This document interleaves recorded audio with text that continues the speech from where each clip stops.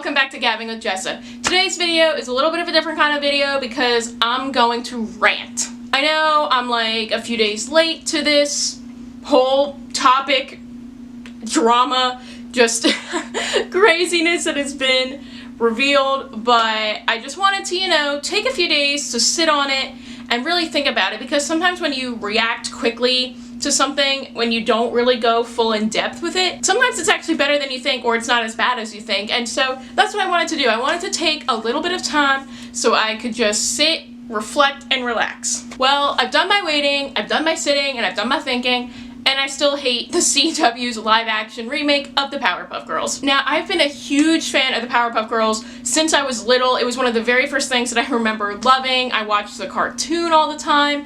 I read comic books of the Powerpuff Girls. That was like my introduction to comic books, was the Powerpuff Girls. And I think I had some kind of like a computer game or an online game. So I was a really big fan. I find myself very able to talk about this subject well because I am a fan, so I feel like this is perfect for me. So the live action reboot was announced, I think about a year ago. At this point, it was going to be not necessarily starring the 7-year-old kindergarten age girls that we grew up with. It's going to be them as 20-something-year-olds, basically like my age, I'm 25, and how being the Powerpuff Girls has affected them. And it was going to be a little bit of a grittier, more CW-like show, and that brought up a lot of controversy, being like, well, first of all, why do we need this? And second of all, like, does it really need to be gritty Powerpuff Girls? And I was kind of in the camp where I didn't really like have a strong opinion either way. I didn't really think that we needed it, but Hollywood is so dead with new ideas right now that remakes, reboots, reimaginings, and everything are what's popular. And so I'm like, okay, I would be interested to see how this was going to go about and just see what they wanted to do. And the gritty thing didn't necessarily draw me away from it. I just thought it was an interesting take and I wanted to see where they would go with it. But the other day, the script leaked on Twitter. There was a big rumor being about like, oh, is this even real? But once they started copyright striking anyone who was sharing it on Twitter, it unfortunately became real. So unfortunately for me, but not unfortunate for you guys, I read the script so you wouldn't have to before it got taken away. So my first issue with this whole reimagining thing and the script being leaked and everything like that was that they didn't cast me as Blossom. I mean, look at this picture and tell me that this is not the face of the person that should be representing Blossom. I'm very much kidding for this point. I actually think the cast is very strong. I think that it draws from a lot of different people from different places that we've seen before, so I really think that this cast is strong. I just think that this is a hilarious family photo from Halloween. It was like such a cool Halloween, and this photo just makes me laugh all the time because you see my brother is dressed up as Pikachu, but he has like his winter hat over his Pikachu head, and then like we see my sister who's like as Bob the Builder, but she's crying because I think she didn't want to wear mittens or something like that. So this picture just makes me laugh, and I just wanted to show it because I was Blossom. This picture just makes me laugh every time I look at it. I don't know why, but unlike this script that did not make me laugh, we are going to be diving in. I'm going to show you portions of the script, or just tell you about the portions of the script that made me either cringe, cry, or both. So each of the characters has a little bit of a darker side to them, and like I said, I wasn't necessarily against this idea. I was just going to hold off my opinions until they actually showed me what they were going to do with them. So we have Blossom, who should have been me, who has PTSD from killing Mojo, who, by the way, spoilers I guess, Mojo is no longer a monkey. He's not Mojo Jojo. He is the professor's former colleague who wanted Chemical X for himself. They were developing it together. And what bothers me, that this is the stupidest thing to be mad about, but I'm mad about it anyway. What bothers me is that Mojo, like, that's like his nickname or whatever, but his name is Joseph, like, Morian. That's Joe Mo, that's not Mojo. And then his kid is Jojo, so that's where we get Mojo Jojo from, and they have like a pet monkey or whatever. But like, it doesn't make sense. Their last name should be Joseph or Johnson or something like that, and their first name should be, Even just Mo, if we had that. Like, it doesn't make sense. And that's just a stupid thing, but like, that just bothered me so much more than I think it should have, because the opportunity was right there and they missed it. I'm not upset. Well, I am upset that there's no, like, that Mojo Jojo isn't like a monkey, but like, that's honestly not the point of this. They have a pet monkey, so the monkey is there, and they make a Harambe joke at some point, which I'm like, Harambe jokes were old in 2016 when it happened, so like, just stop with it. Also, a completely different side note, my college that I went to, we had this dorm called New Hall. It didn't have a name because it was a brand new hall, and there was just no name attached to it yet. And so in 2016, when the Harambe thing happened, I went to Eastern Kentucky University, which is about an hour and a half south of Cincinnati, where the Cincinnati Zoo is located, where Harambe was, and students literally on campus petitioned. I signed it too, so I mean, I'm part of the problem, but to get New Hall to be renamed to Harambe Hall. I'm not even kidding. There's even a news clip from it that'll show. For some students, its name is almost as important as the building itself. And we're just like, oh, the new hall, okay, and we know what we're all talking about. I don't think I would even be upset if that really went through and it happened. But the petition to name EKU's newest dorm isn't what some students expected. Honestly, just thought it was a joke. They're gonna name the new hall Harambe. That's right, Harambe, the gorilla who was shot and killed earlier this year at the Cincinnati Zoo. That was just a long-winded way of saying Mojo Jojo is no longer a monkey and they make a Harambe joke. I'm sorry. So back to Blossom. Blossom has PTSD now because she accidentally kills Mojo. And then I think it's like when they were like 17, we see like 3 different, like we start off in the script and they're 7 years old, like the classic cartoon that we see. And then we see them as like teenagers. Blossom's studying for the SATs. Buttercup's like cheating on her girlfriend and will get the Buttercup.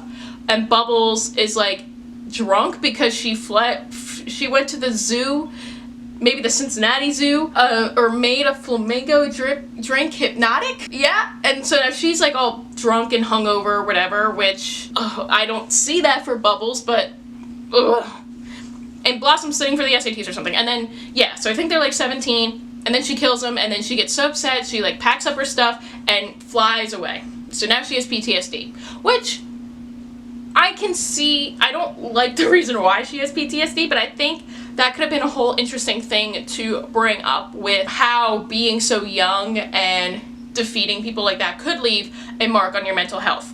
I just didn't like the way they went about it this way. So Bubbles, when we catch up to her when she's 20-something-year-old, that's like after the 17-year-old thing, she's like basically selling her soul. Like, she went to Hollywood and she's just profiting off of her name and who she was as a Powerpuff Girl. And I think she's an alcoholic, which they don't really explain too much, but like, I just never Bubbles is just so fun and happy and just so energetic and things like that. I would think that she would, if we turn this into gritty Powerpuff Girls, I just think maybe she would have in a way lost that, instead of just like selling her likeness to random people that will pay for it.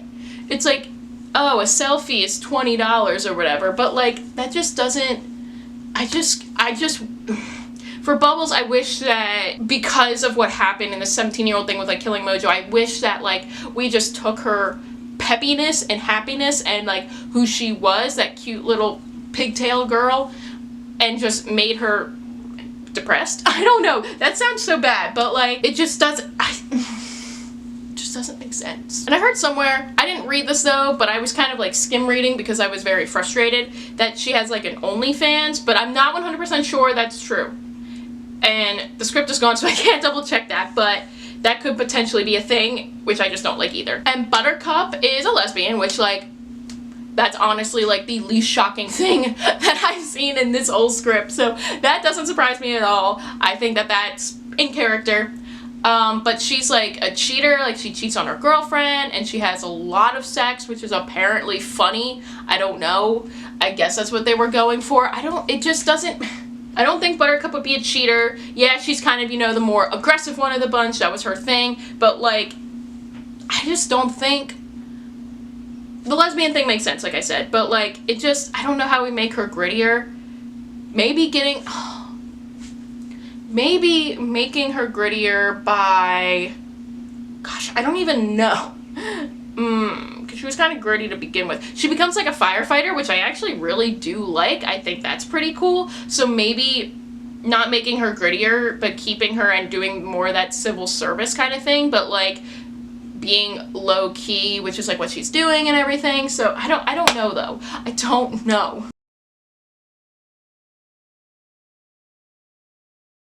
He never cared about getting good looks for the cameras or anything like that, because I would think, I haven't watched the show in a while, but I would think that like he'd want to keep them out of the public eye. That's just not who he is. And I know that this is supposed to be grittier, but the fact that they turn him into the villain, spoilers again, basically wanting them to come back for I don't even know what the heck. I don't know, to get more money from them or to just, I don't know. I don't know. And it makes me so mad.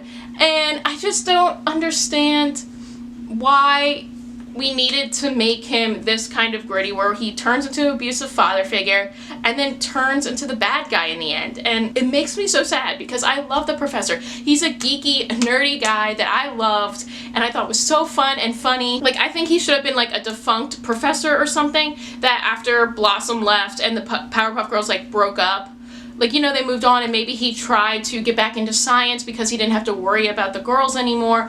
And now he is also maybe fallen into a depression because he misses them, or empty nest syndrome. I think that would have been a great opportunity to have empty nest syndrome show what it could be like, especially for a man who isn't like their, like, he is their father, but he's more like their creator, but like they do see him as a father figure and he does call them like my girls and things like that. And so I think that would have been better. That would have been a fun thing to explore, because I don't think empty nest syndrome is really shown well, especially in like shows towards people my age, where yeah, we might not be thinking about it a lot, but it's still something that could potentially happen. And so I just don't get why that couldn't have been a thing. So we need to talk about some of the worries of the script that people have brought up. You've probably seen it on Twitter. There is just so many bad things. We need to tell these old writers that this is not how we talk. Millennials and Gen Z do not speak like this. They talk about how like they're going to leak Blossom's nudes if she doesn't wake up. Like, that's not even a funny joke. Are you kidding me? I would never threaten my sister or my girlfriends or anyone like that, especially females, for like, oh, don't wake up or we're gonna show your nudes everywhere. Like, what the heck does that even mean? That's not funny. That's not funny. They talk about how like, oh, Buttercup is like, oh, Blossom probably doesn't want to come back here because she's triggered from everything. And Bubbles says something about, oh, she needs to get over it, like moveon.org. That's not funny. I don't talk like that. Like they're supposed to be my age. And I don't talk like that. I don't know. It doesn't make sense. I don't talk like that. They also like had this one moment where it was like right before that, where their Bubbles is like, oh no, Blossom's fine. Like, I saw on her Insta that she has a new man, and I saw on her LinkedIn that she like, you know, but she got promoted, and then I saw on her Facebook that she still talks to Grandpa, even though there are political differences. Like, stop dropping. That was literally all in one sentence. Like, stop dropping all the social media. It doesn't make sense. There's also a lot of talk about just like sex and comparing a young Blossom doll. This just rubbed me the wrong way, but like comparing a young Blossom doll that JoJo had, because JoJo, the son of Mojo, was a fan of the Powerpuff Girls, even though like his dad hated them, and so he had a little Blossom doll because he loved Blossom the most. And I'm pretty sure, if I read this correctly, that it was a 7-year-old version of Blossom, like what we know from like the cartoon, and how he hid that away under his bed like it was porn. That's the quote, and that made me so uncomfortable, because I get what he's going for. It's like, you know, maybe boys have Barbie dolls and they want to hide them away from their parents or anything like that, but like, I would never compare a doll that's supposed to be of a 7-year-old, or even if it is of a 17-year-old, like the older Blossom, like that she's still a minor. I do not feel comfortable making a reference about porn about minors. That just doesn't make sense. Like, they're supposed to be my age, and I keep talking about this, but I don't speak in memes or buzzwords. I talk like a normal human being. Also, people just need to like tell older people who are writing out text messages that we don't put like see you like soon or anything like that anymore. Like, I spell out see you soon because Apple Apple gave us the full keyboard so we can talk in full sentences. I know that maybe like the older generations might still talk like that, but I'm telling you, none of my friends talk like that anymore. None of them. Like, one of the writers on the show is the writer of Juno, the screenplay that won so many awards at like an Academy Award, BAFTA, Golden Globe for like the best original screenplay. Like, you wrote Juno, do better, Diablo Cody. I am sorry, you should have done better than what we were given. So the CW has made the pilot having to be reworked, so they are going to film it later this year, because and all the cast is still on board and everything, so that's really great that the cast is still interested in doing something. I do want to see what they come up with, but man, oh man, I hope it's better than this. Like, my golly, Miss Molly, I can't, like, I shouldn't really knock anyone's writing. I'm not a screenwriter myself. I'm dabbling in it, but I still know when you're trying to be current and you're not of that age, it's really hard, because and it's not just with this show, it's with a lot of shows I watched recently where they try to, you know, relate to like millennials and Gen Z, and like they just can't. You can tell that it is not someone of that age or close to that age writing it, because it's just so bad. Sometimes it works out good, like High School Musical, the series. That show is not necessarily good, but that makes me laugh, so I'm okay with it. But like, just do better. This is a very sacred franchise, and especially if you're going to be writing it in a way of people growing up with the show or the age that you're going for who the Powerpuff Girls are going to be now, you have to do better. Sorry. Thank you guys so much for watching. Have you guys read the script? What do you think of it? Let me know down in the comments below. Don't forget to like and subscribe, and until next time, keep on gabbing.